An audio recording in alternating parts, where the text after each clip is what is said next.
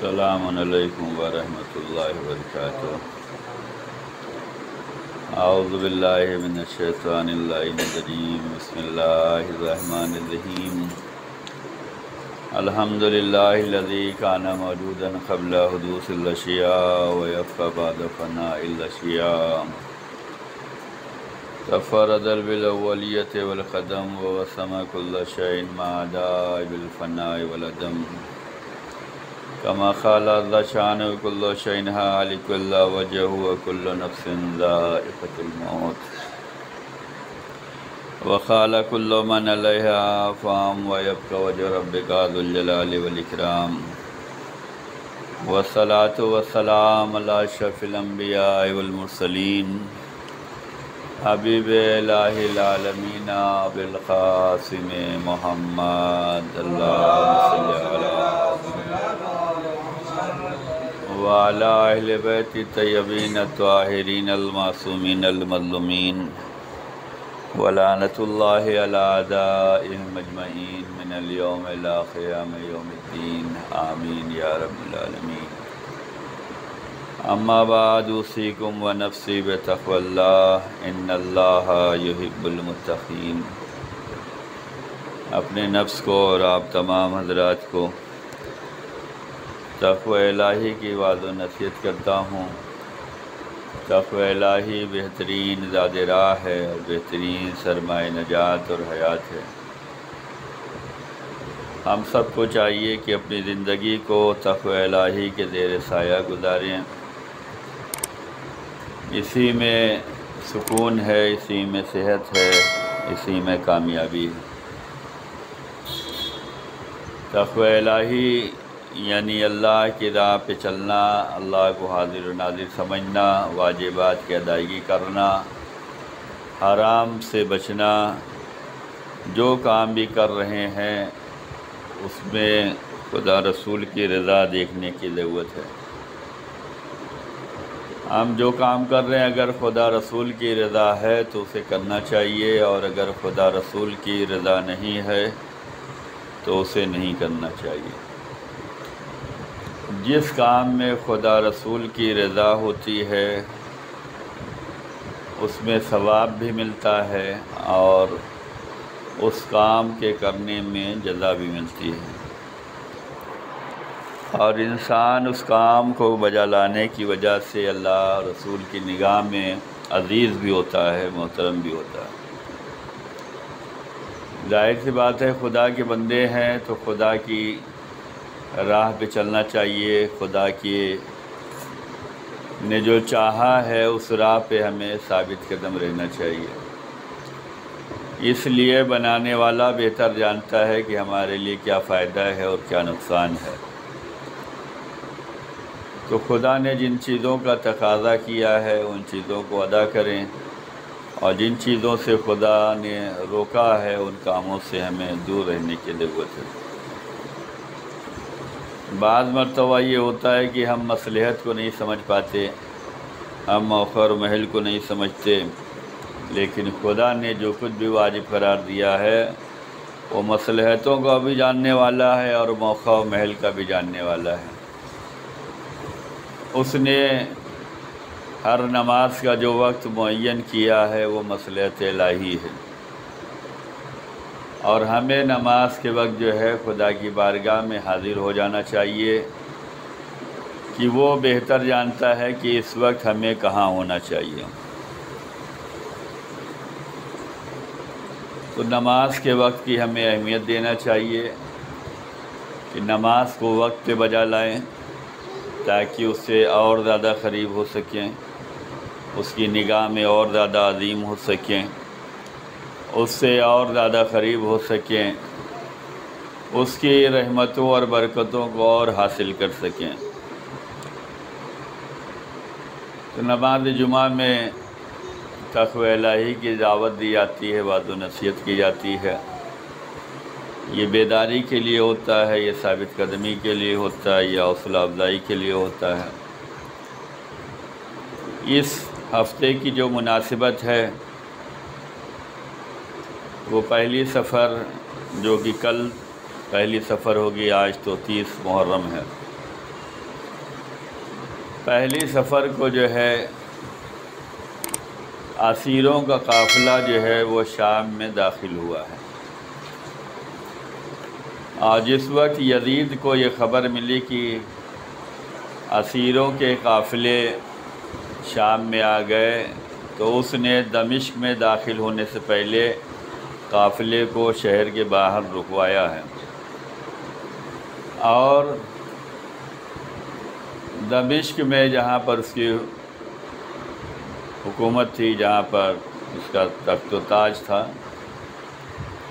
وہاں پر جو ہے ایسے ماحول بنائے گئے کہ سب خوشی منائیں، اور اس میں لکھا ہے کہ اس میں یہ تاکید کی گئی کہ ہر شخص ایک دوسرے کا مددگار ہو، یعنی جو گھروں سے بزرگ نہیں نکل سکتے انہیں سہارا دے کر لاؤ، اور ایک دوسرے کے مدد سے لوگ باہر آئیں اور تماشا دیکھیں اور خوشی منائیں۔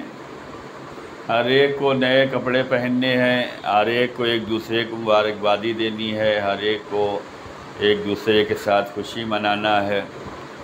یہ سارے فرمودات جاری کیے گئے ہیں، اور خوشی کا ماحول بنایا گیا ہے، لوگوں کو انعام و اکرام سے نوازا گیا، لوگوں کو تحفے تحائف دیے گئے، اور اس طریقے سے جو ہے خوشیاں منائی گئیں۔ اور اس کے بعد جو ہے جب سارا شہر سجا دیا گیا، تماشائیوں کا مجمع لگا دیا گیا، تب جو ہے اسیروں کے قافلے کو جو ہے ادھر سے گزارا گیا۔ یہی وہ موقع ہے جسے مولا سجاد علیہ السلام اپنی پوری زندگی یاد کرتے رہے کہ ہمیں بازاروں سے اس طریقے سے گزارا گیا، ہمیں درباروں میں اس طریقے سے لایا گیا، ہمیں زندانوں میں اس طریقے سے رکھا گیا۔ پوری زندگی مولا شام شام شام کہہ کے روتے رہے، اور اسی شام میں جو ہے خطبات جناب سجاد بھی ہیں اور خطبات جناب زینب بھی ہیں، اور بہت سے واقعات ہوئے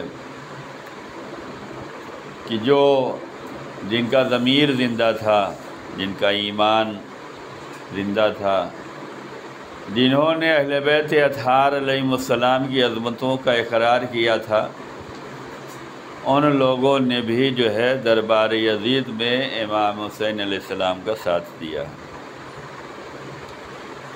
دربار میں سر مظلوم کربلا رکھا ہوا ہے، یزید جو ہے چھڑی لے کر مولا کے لبھائے مبارک کو ہلا رہا ہے چھڑی سے، اور بے ادبی کر رہا ہے۔ ایسے میں ایک صحابی رسول تھے، انہوں نے یزید کو ٹوکا کہ یزید یہ کیا کر رہا ہے؟ میں نے دیکھا ہے کہ رسول اللہ اسی لبھے مبارک کو بوسہ لیتے تھے، اور تو آج انہی لبھائے مبارک کو جو ہے چھڑیوں سے کھیل رہا ہے۔ اور انہوں نے جو ہے آواز اٹھائی۔ اہل بیت اطہار علیہ السلام کا یہ قافلہ جو اسیروں کا قافلہ تھا، جس میں مولا سجاد اور جناب زینب سلام اللہ علیہ نے جو ہے نمایاں کردار ادا کیا ہے، اور یہ پیغام دیا ہے، اور یہ پیغام ہم سب کے لیے بھی ہونا چاہیے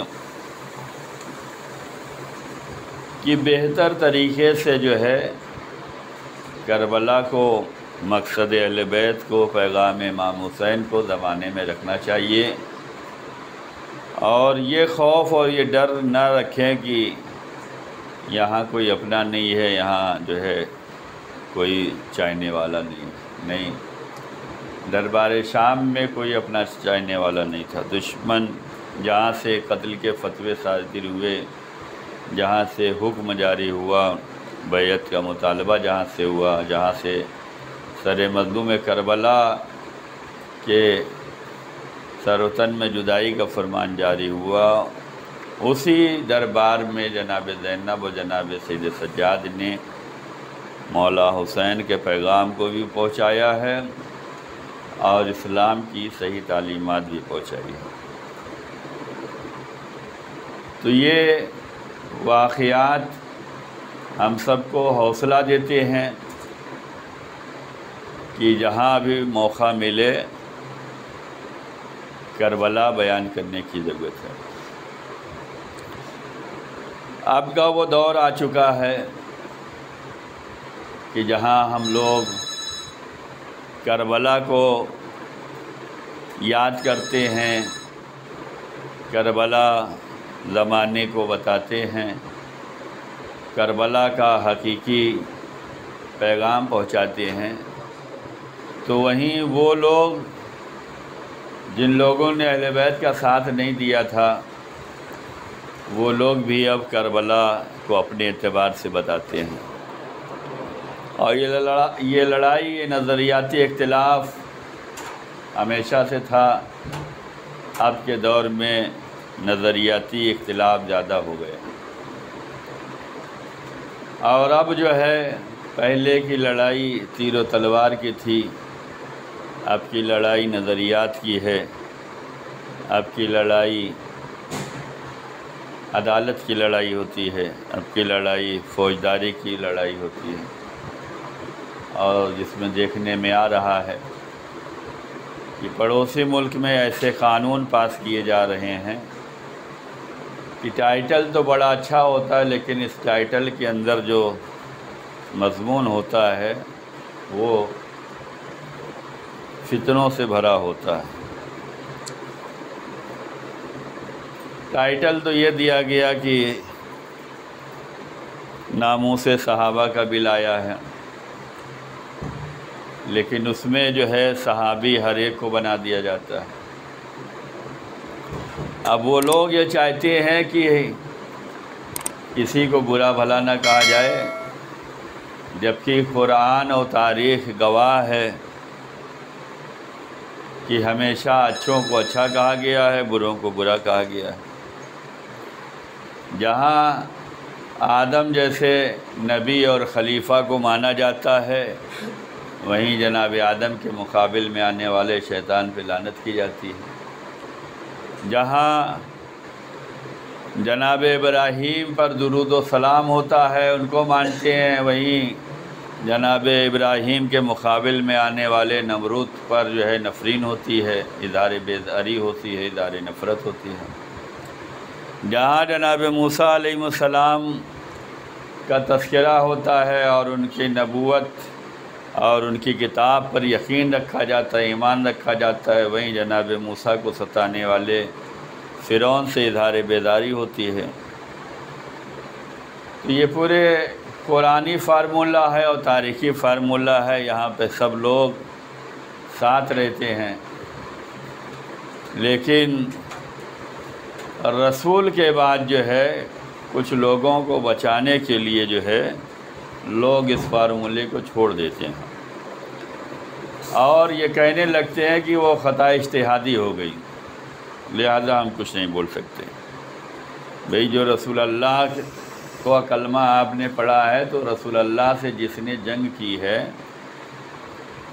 اس سے اظہار بیزاری ہونا چاہیے۔ اگر اس نے ایمان قبول کر لیا ہے، رسول اللہ نے معاف کر دیا ہے، لیکن تاریخ میں بتانے کی تو ضرورت ہے کون کس راہ پہ تھا۔ مولا علی سے کس نے جنگ کی ہے؟ مولا علی کو بھی اچھا مانتے ہیں، مقابل میں آنے والے کو بھی اچھا مانتے ہیں۔ تو رسول کے بعد جو ہے وہ معیار مسلمانوں کے بدل جاتے ہیں اور یہ معیار کچھ ہی جگہوں پہ رہتے ہیں، باقی پھر صحیح راہ پہ آ جاتے ہیں۔ اگر آج ہم یہ کہیں کہ ہمیں جو بولنا ہے بولنے دو اور ہم یہ کہہ دیتے ہیں خطا اجتہادی ہے، تو وہ خطا اجتہادی کا لیبل ہمارے اوپر نہیں لگنے دیں گے، بولیں گے نہیں ہے، نازیبا کلمات ادا ہوئے ہیں، توہین ہوئی ہے اور یہ ہوا ہے وہ ہوا۔ یہ خطا اجتہادی کا لیبل فقط کچھ ہی لوگوں پہ ہے اور ایسی جگہ پہ یہ لیبل لگایا گیا ہے کہ جو اتنے خطرناک ہیں کہ ان سے بچنے کی ضرورت ہے۔ پورا خاندان دیکھ لیں کہ باپ جو ہے نبی سے لڑا تو بیٹا علی سے لڑا اور پوتا مولا حسین سے لڑا، تو ادھر رسول اور علی رسول اور ادھر وہ، اور یہاں اگر کہا جائے کہ تم کس کے ساتھ ہو تو کہتے ہیں ہم دونوں کے ساتھ ہیں۔ یہاں معیار بدل جاتا ہے، جبکہ سوچنا چاہیے، عقل پر پرکھنا چاہیے کہ ہم کس راہ پہ جا رہے ہیں۔ ایک خاندان وہ ہے جس میں کوئی کمی نہیں ہے، علم والا ہے، معرفت والا ہے، قرآن نازل یہاں ہوا ہے، قرآن کے جاننے والا ہے، اور دوسرا خاندان یہ ہے کہ جس میں غلطیاں ہی غلطیاں ہیں، اور ایک خاندان رسول اور آل رسول کا ایسا ہے جس میں صرف اچھائیاں ہی اچھائیاں ہیں، خوبیاں ہی خوبیاں ہیں، کوئی کمی نہیں ہے، اور کوئی کمی نکال بھی نہیں سکتا اور آج تک نکالی بھی نہیں گئی۔ بس یہ کہہ دیا گیا کہ ان کے بزرگوں نے یہ کہا تھا کہ ہم ایک گھر میں جو ہے نبوت اور خلافت دیکھنا نہیں چاہتے، لہذا ہم اپنا خلیفہ بنائیں گے۔ تو وہ ایک کے فرمان پہ جو ہے انہوں نے پورا معیار ہی بدل دیا۔ بھائی جب اللہ ایک گھرانے میں رسالت اور نبوت کو رکھنا چاہتا ہے تو بندگان خدا کون ہوتے ہیں جو یہ کہیں کہ ہم ایک خاندان میں رسالت اور نبوت نہیں دیکھنا چاہتے؟ یہ آپ کا اقتدار تھوڑی ہے، یہ آپ کی جاگیر تھوڑی ہے، یہ آپ کی حکومت تھوڑی ہے، یہ اللہ رسول کا قانون ہے۔ اللہ جسے چاہے نوازے، اللہ نے جسے چاہا اسے مال دیا ہے، جسے نہیں چاہا ہے اسے کم مال دیا ہے۔ اللہ نے جسے چاہا ہے اس کا گھر طہارتوں والا گھر ہے، اور اللہ نے جسے نہیں چاہا اس کا گھر طہارتوں والا نہیں ہے۔ تو یہ تو پروردگار کا ہے۔ اب اس میں ہم یہ کہیں کہ نہیں ہم اللہ کے مقابل میں آ رہے ہیں، تو اللہ کے مقابل میں آنے والا ہمیشہ کا شیطان رہتا ہے، لیکن اتنا مقدس بنا دیا گیا ہے کہ اب جو ہے قانون کے دائرے میں لایا جائے گا، فتنہ فساد پھیلایا جائے گا۔ بہرحال بہترین طریقے سے پیش کرنے کی ضرورت ہے۔ یہ اسیروں کا قافلہ جو پہلی سفر کو شام میں داخل ہوا ہے، اس نے اغیار کے مجمع میں، دشمنوں کے مجمع میں، جہاں خوشیاں منائی جا رہی تھیں، جہاں تحفے تحائف بانٹے جا رہے تھے، جہاں مبارکبادیاں دی جا رہی تھیں، جہاں ایسا ماحول بنایا گیا تھا، وہاں پر مظلومیت کربلا کو جو ہے ان لوگوں نے بتایا ہے۔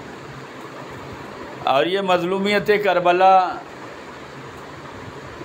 ایک ایسا معیار ہے کہ ہر انسان جو عقل رکھنے والا ہے وہ ضرور آمادہ ہوتا ہے تلاش حق کے لیے۔ یہ لوگ جو آج ہماری مجلسوں سے، ہمارے رونے سے، ہمارے علم سے، ہمارے جلوس سے جو انہیں تکلیف ہے، وہ یہی ہے کہ ہم روتے ہیں تو قوم پوچھتی کیوں روتے ہو؟ تو مظلوم کربلا کا تذکرہ کیا جاتا ہے۔ ہم کالے لباس پہنتے ہیں، ہم مجلس کرتے ہیں، زمانہ پوچھتا ہے، بتاتے ہیں نبی کے نواسے کا غم منا رہے ہیں۔ تو جب لوگوں کو پتہ چلتا ہے تو وہ جو ہے مولا حسین سے اظہار عقیدت کرتے ہیں۔ یہی وجہ ہے کہ دنیا بھر کی قومیں جو ہیں مولا حسین سے عقیدت کرتی ہیں، سبیل لگاتی ہیں، نظر و نیاز دیتی ہیں، مولا کے ذوالجناح کا احترام کرتی ہیں، منتیں مانگتی ہیں، مرادیں پاتی ہیں۔ تو اسی وجہ سے یہ لوگ یہ چاہتے ہیں کہ عزاداری اس شان سے نہ ہو سکے، گریہ اس شان سے نہ ہو سکے، تاکہ لوگوں کو پتہ ہی نہ چلے۔ لہذا اس کو روکنے کے بہت سے طریقے اپنائے گئے، پہلے بدعت کا فتویٰ لگایا گیا، کفر کا فتویٰ لگایا گیا، اب جو ہے وہ قانون بنا دیا جا رہا ہے اور قانون کے دائرے میں لایا جائے گا۔ بہرحال ہمارے سامنے شہدائے کربلا کا بھی کردار ہے اور ہمارے سامنے اسیران کربلا کا بھی کردار ہے۔ شہدائے کربلا نے یہ کردار پیش کیا ہے کہ زمانہ چاہے جیسا ہو جائے تم امام وقت کے ساتھ رہنا، اور اسیران کربلا نے یہ پیغام دیا ہے کہ زمانہ چاہے جیسا ہو تم امام وقت کے فرمان کو آگے بڑھاتے رہنا۔ جناب زینب اور جناب سید سجاد مولا امام حسین کے مقصد کو بیان کرتے ہوئے چل رہے ہیں۔ وہ حکومتیں، وہ حاکم، وہ ظالم جس نے جو ہے پردہ ڈالا تھا کہ باغی کو شہید کیا گیا ہے، اور یہ باغی لفظ جو ہے کتنا تکلیف دینے والا ہے۔ واقعہ ملتا ہے کہ جب کربلا کے میدان میں امام حسین علیہ السلام کا لاشا ظالموں نے پامال کرنا چاہا تو جناب سکینہ تڑپ رہی تھی، جناب زینب تڑپ رہی تھی کہ امام حسین کے لاشے کو پامالی سے کیسے بچایا جائے۔ گھوڑوں کی نال بندیاں ہو رہی ہیں، گھوڑے دوڑائے جانے والے ہیں لاش حسین پہ۔ ایسے وقت میں جو ہے امام حسین علیہ السلام کا ایک شعر ہے جس کا نام ابو حارث ہے، جسے رسول اللہ کے زمانے میں کسی نے تحفے میں دیا تھا۔ مولا حسین نے اسے پالا تھا، لیکن مدینے والوں نے رسول کی بارگاہ میں آنے کے بعد کہا کہ یا رسول اللہ ہمیں ڈر لگتا ہے، تو رسول کے کہنے پہ امام حسین نے اس شعر کو آزاد کر دیا تھا اور یہ کہا تھا ابو حارث ہم تمہیں آزاد کر رہے ہیں، لیکن ہاں اگر کبھی وقت پڑے اور ہماری بہن اور ہماری بیٹی تمہیں مدد کے لیے پکارے تو اس کی مدد کے لیے آ جانا۔ جب کربلا کے میدان میں مظلوم کا لاشا پامال ہونے والا تھا، کوئی آس نہیں تھی، کوئی چارہ نہیں تھا، جانثار کربلا میں جان کو قربان کر کے سو رہے تھے۔ ایسے موقع پہ ابو حارث کو فریاد کی گئی اور ابو حارث شیر جو ہے کربلا میں آیا، لیکن اس وقت پہنچا جب امام کا لاشا پامال ہو چکا تھا۔ امام نے اپنے بچپن کے شعر سے کہا ابو حارث ایک کام ہماری طرف سے کر دو، ہمیں تو سب معلوم ہے لیکن ہم تمہیں اس کام کے لیے معین کر رہے ہیں کہ ہماری بہن کا قافلہ کربلا سے کوفہ جا رہا ہے، بس تم حالات ہمیں بتاتے رہنا، خبر ہمیں دیتے رہنا کہ قافلہ کہاں پہنچا ہے، قافلے کے ساتھ کیا کیا گیا ہے اور کس طریقے سے پیش آیا گیا۔ جب کربلا سے اسیروں کا قافلہ روانہ ہو چکا تو شاید 12 محرم تھی، بنی اسد کے قبیلے کا ایک بندہ وہ میدان کربلا میں آیا اور اس نے سوچا چلیں دیکھیں، تو اس نے دیکھا کہ لاش حسین سے نور نکل رہا ہے، روشنی، اور وہاں پہ ایک شیر ہے جو طواف کر رہا ہے۔ تو اس بندے نے اپنے دل میں سوچا کہیں یہ شیر لاش کے ساتھ بے حرمتی نہ کرے۔ یہی یہ سوچ کے اور قریب آ رہا تھا کہ اتنے میں شیر نے اپنی جان نثار کر دی۔ طواف کرتے کرتے یہ بندہ حیران ہوا اور لاش کے قریب آیا اور کہنے لگا اے لاش تجھے تیری عظمت کا واسطہ ہے کہ تو بتا دے کہ تو کون ہے اور اس شیر نے جان کیوں دے دی ہے۔ ہم نے کہا نا کہ یہ مولا حسین کو جو باغی کہا گیا ہے اور جناب زینب کو جو باغی کی بہن کہا گیا ہے، یہ جملہ اتنا درد دیتا ہے، اتنی اذیت پہنچاتا ہے کہ تیر و تلوار کے زخم آسان تھے۔ یہ بنی اسد کا آدمی قریب آیا اور لاش امام حسین کے پاس پہنچنے کے بعد کہتا ہے اے لاش تجھے تیری عظمت کا واسطہ ہے، تو بتا دے تو کون ہے اور اس شیر نے جان کیوں دے دی ہے۔ लाश हुसैन से आवाज़ आई, ऐ मेरे भाई, मैं नबी का नवासा हुसैन इब्न अली हूँ, और ये शेर मेरे बचपन का पाला हुआ अबू हारिस है। इसको मेरी मदद के लिए बुलाया गया, ताख़ीर से पहुँचा। मैंने इसे ये ड्यूटी दी थी कि मेरी बहन का काफ़िला कूफा रवाना हो चुका है, ख़बर देते रहना। 12 मुहर्रम को काफ़िला जब कूफे में दाखिल हुआ है तो तमाशाइयों ने यही कहा, ये बागी की बहन है जिसे असीर करके लाया गया है। ये बागियों का काफ़िला। ये शेर ने इमाम हुसैन तक ये पैगाम पहुंचाया कि मौला, आपकी बहन का काफ़िला कूफे पहुंचा है, तमाशाइयों का मजमा है, लोग बागी को बहन कह रहे हैं। मौला, मुझसे ये बर्दाश्त नहीं हो सकता कि कोई आपको बागी कहे और ज़ैनब को बागी की बहन कहे। और यही कह के इस शेर ने जान निसार कर दी है। ज़रा सोचो, सैयद सज्जाद का इम्तिहान कितना सख्त इम्तिहान है, ज़ैनब उम्मे कुलसूम का इम्तिहान कितना सख्त इम्तिहान है, रबाब लैला का इम्तिहान कितना सख्त इम्तिहान है, और नन्ही सकीना का इम्तिहान कितना सख्त इम्तिहान है कि जो बाबा की चहेती हो, जिसे बाबा के सीने पे नींद आती हो, और उसके बाबा के बारे में ऐसी गुस्ताखियाँ की जाएं।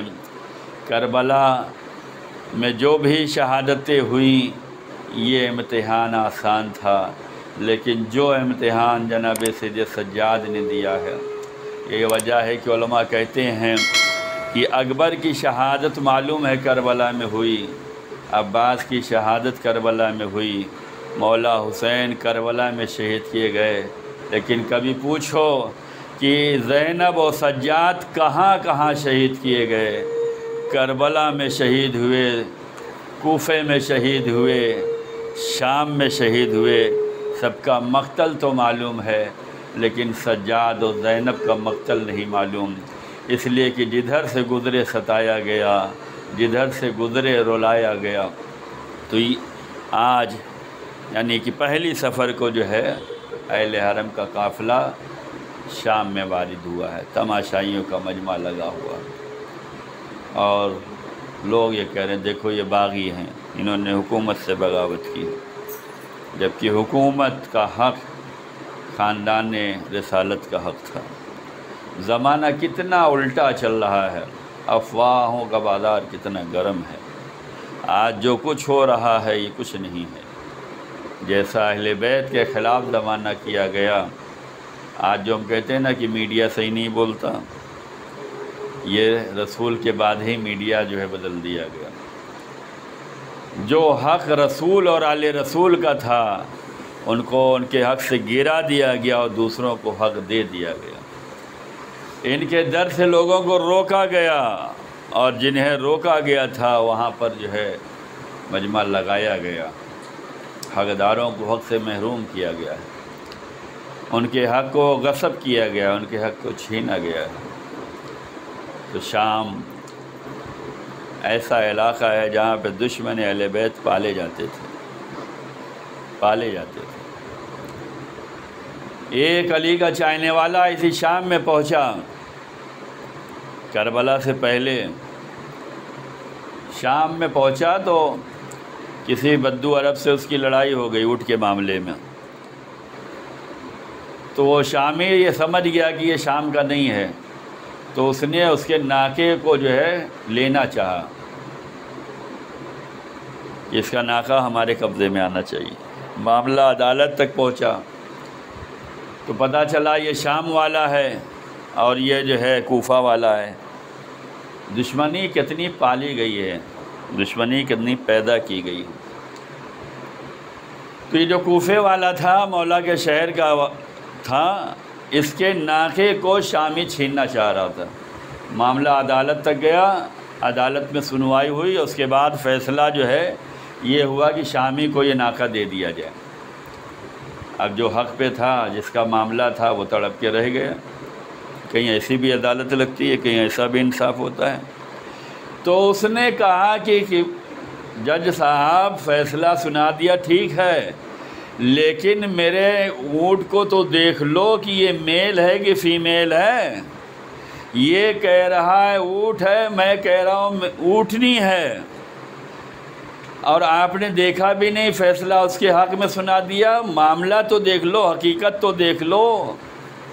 تو اس نے کہا کہ جو فیصلہ کر دیا ہے وہی فیصلہ رہے گا، اور اگر تم نے اتنا کہا ہے کہ دیکھو اونٹنی ہے کہ اونٹ ہے، تو جا کے اپنے علی سے کہہ دینا کہ ہمارے ہاں ایسے لوگ بھی ہیں جنہیں اونٹ اور اونٹنی میں فرق نہیں ہے، جو کہہ دیتے ہیں وہی مان لیا جاتا ہے. تو اس طریقے سے دشمن اہل بیت پالے گئے. بچے کھیلتے تھے بکریوں کے ذریعے، بکریوں کے بچے سے بچے کھیلتے تھے. پہلے ان کو دیا جاتا تھا، بچے جب مانوس ہو جاتے تھے بکریوں سے بھیڑیوں سے کھیلنے کے، تو پھر ایک بندہ جو ہے وہ چپے چوری وہ بکریاں اٹھا لا جاتا تھا، چھپا لے جاتا تھا، اور جب بچے روتے تھے تو کہتے تھے کہ علی نے چرایا ہے. جب 21 رمضان کو مولا کی شہادت واقع ہوئی ہے اور یہ خبر شام میں پہنچی ہے کہ مولا حالت نماز میں شہید کیے گئے، تو یہی شامی کہہ رہے تھے کہ علی کا نماز سے کیا تعلق ہے.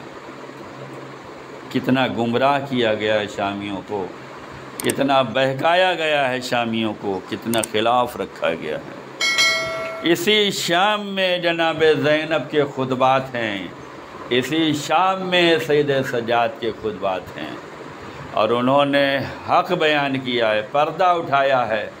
ظالموں کا خوف نہیں ہے، لیکن بہتر طریقے سے پیغام پہنچایا. آج ہماری عزاداری بھی ایسی ہونی چاہیے، آج ہماری مجلسیں بھی ایسی ہونی چاہیے، آج ہمارے خطبات بھی ایسے ہونے چاہیے، آج ہمارے اخلاق بھی ایسے ہونے چاہیے، آج ہمارے کردار بھی ایسے ہونے چاہیے کہ بہترین طریقے سے پیش کریں اور معاملات کو سامنے رکھیں. ماننا نہ ماننا وہ تمہارے اوپر ہے، لیکن صحیح راستہ، پیغام، حق بیانی ہمیں رکھنے کا پورا حق ہے. اسلام کسی پہ جبر نہیں کرتا، لیکن اسلام دونوں راستے دکھلا دیتا ہے، اچھے راستے بھی دکھلاتا ہے، برے بھی دکھلاتا ہے. انا ہدیناہ السبیل اما شاکرا و اما کفورا. ہم نے دونوں راستے دکھلا دیے ہیں، اچھا لو یا برا راستہ لو، یہ تمہارے اوپر ہے. دنیا میں جو چاہو اختیار کرو، لیکن ہم نے جیسے بھیجا ہے ویسے ہم بلائیں گے. اور جیسے دنیا میں دونوں راستے رکھے تھے، جس راہ پہ چلو گے اسی کے اعتبار سے حساب و کتاب ہوگا. اچھا کام کر کے آئے ہو تو جزا ملنے والی ہے، ثواب ملنے والا ہے. برا کام کر کے آئے ہو تو عذاب ملنے والا ہے. یہ عزاداری مظلوم کربلا بہترین طریقے سے پیش کرنے کی ضرورت ہے، تاکہ ہم اللہ اور رسول کی نگاہ میں سرخرو ہو سکیں کہ ہم نے کربلا کو چھپایا نہیں ہے، بلکہ کربلا کو زمانے کو بتلایا ہے. ہم نے حسین کی شہادت کو چھپایا نہیں ہے، بلکہ حسین کی شہادت کو لوگوں تک بتایا ہے. مظلوم کربلا پہ ہونے والے ظلم و ستم پر پردے نہیں ڈالے ہیں، بلکہ ظلم و ستم کو ہم نے زمانے میں بتلایا ہے کہ نبی کے نواسے کے ساتھ یہ ظلم و ستم ہوا ہے. اب جو عقل والا ہے، فکر والا ہے، ایمان والا ہے، وہ دیکھے کہ ہم کس راہ پہ ہیں. آیا جس گھرانے سے ہمیں کلمہ ملا ہے، جس گھرانے سے ہمیں اسلام ملا ہے، اس کی آل کے ساتھ ہمیں یہ کرنے کی ضرورت ہے یا نہیں؟ احسان فراموشی بری باتیں ہیں. احسان مندی کا تقاضا یہ ہے کہ جس گھرانے سے دین ملا ہے، جس گھرانے سے شریعت ملی ہے، اس گھرانے کا ہمیں احترام کرنا چاہیے. کیوں کریں؟ اس لیے کہ خدا رسول نے کہا. ہم اپنی مرضی سے جو ہے خاندان رسالت کو نہیں مان رہے ہیں، ہم اپنے مرضی سے اہل بیت کو نہیں مان رہے ہیں. خدا نے چاہا ہے کہ اہل بیت سے محبت کی جائے. آئے مودت گواہ ہے، دوسری آیتیں گواہ ہیں، قرآن گواہ ہے. تو اگر ہم نے آل رسول کو چاہا ہے، اہل بیت کو چاہا ہے، تو اپنی مرضی سے نہیں چاہا ہے، خدا کی مرضی سے چاہا ہے.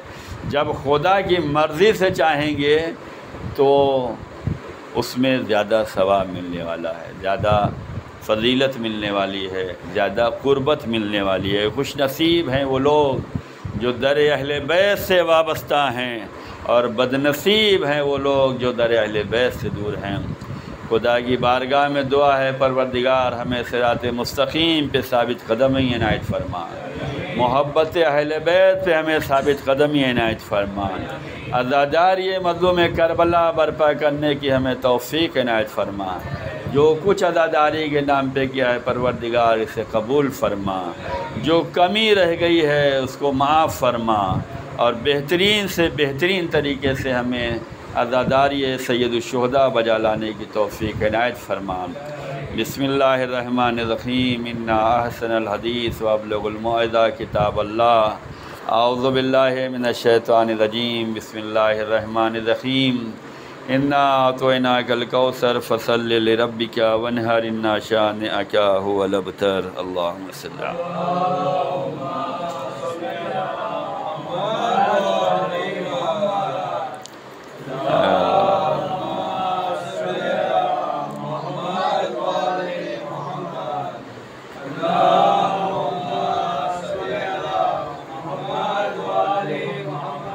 اعوذ باللہ من الشیطان الرجیم، بسم اللہ الرحمن الرحیم۔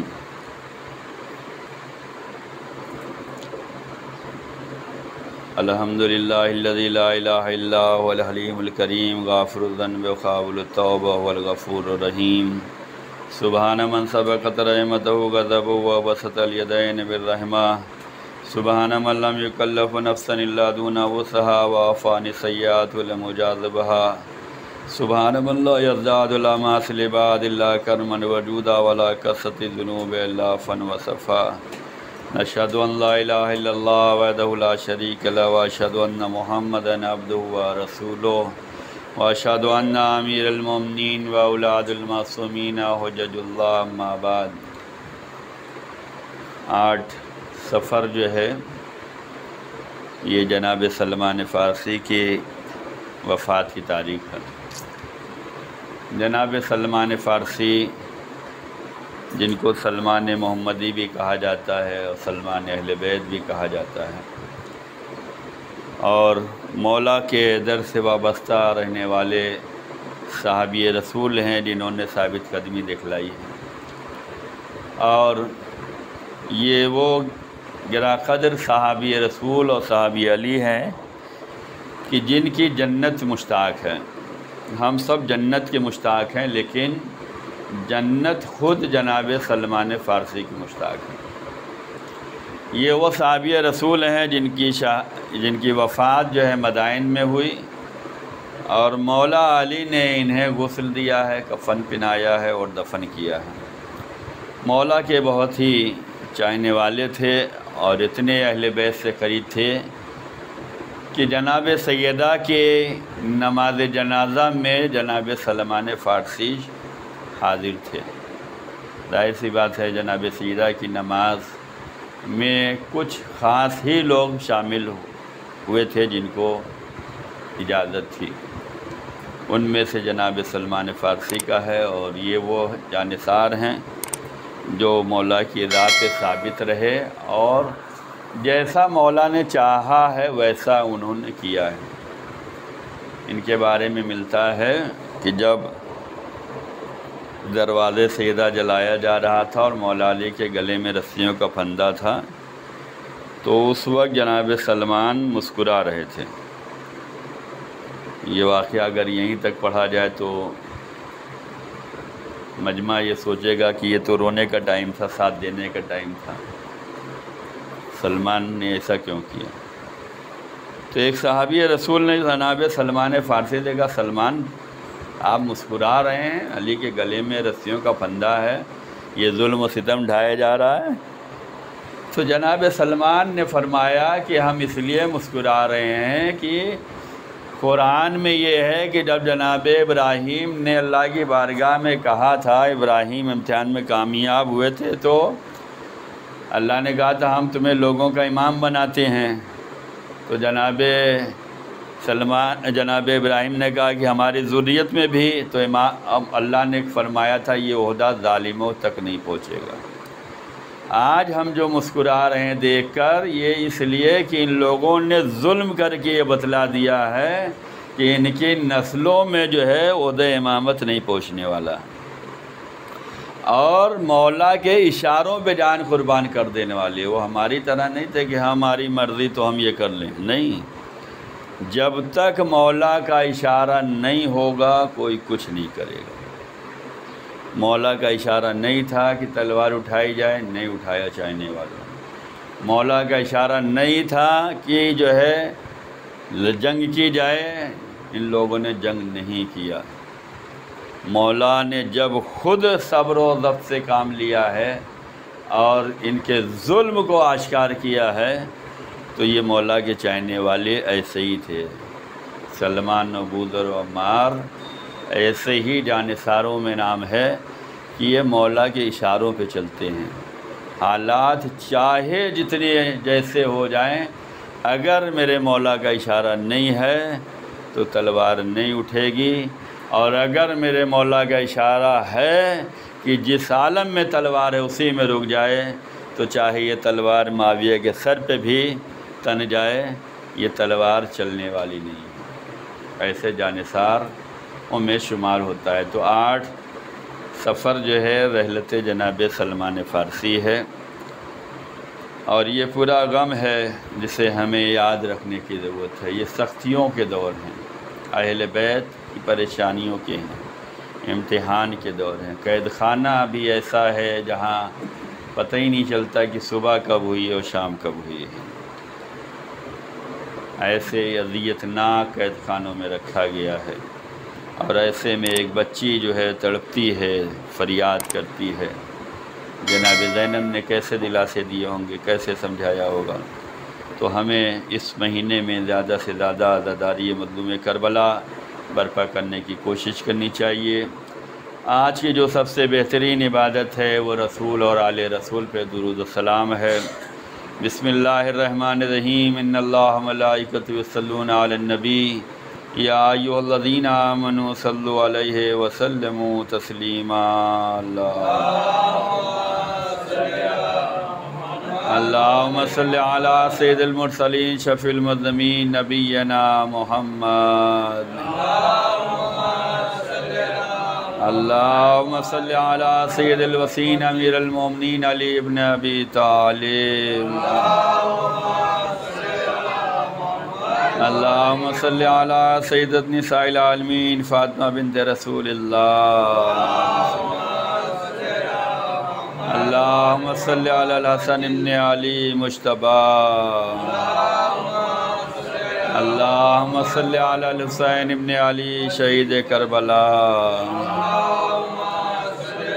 اللہم صلی علی علی ابن الحسین زین العابدین۔ اللہم صلی علی محمد ابن علی باقر النبیین۔ اللہم صلی علی جعفر ابن محمد الصادق۔ اللہم صلی علی موسیٰ ابن جعفر الکاظم۔ اللہم صلی علی علی ابن موسیٰ الرضا۔ اللہم صلی علی محمد ابن علی تقی الجواد۔ اللہم صلی علی علی ابن محمد ہادی النقی۔ اللہم صلی علی الحسن ابن علی الزکی العسکری۔ اللہم صلی علی مولانا صاحب العصر والزمان الحجت ابن الحسن القائم المہدی۔ صلواتک علیہ وعلی آبائہ فی ہذہ الساعۃ وفی کل ساعہ، ولیاً وحافظاً وقائداً وناصراً ودلیلاً وعینا حتی تسکنہ ارضک طوعا وتمتعہ فیہا طویلا۔ پروردگار ہم سب کی حاضری کو قبول فرما، ہم سب کے گناہوں کو معاف فرما، ہم سب کی جان مال عزت آبرو کی حفاظت فرما، ہم سب کے درمیان اتحاد اتفاق کی دولت نصیب فرما، مل جل کر عزاداری مظلوم کربلا برپا کرنے کی توفیق عنایت فرما، ظہور امام تعجیل فرما، ہم سب کو امام کے خادم و ناصروں میں شمار فرما، بسم اللہ الرحمن الرحیم قل هو اللہ احد اللہ الصمد لم یلد ولم یولد ولم یکن لہ کفوا احد اللہم صلی علی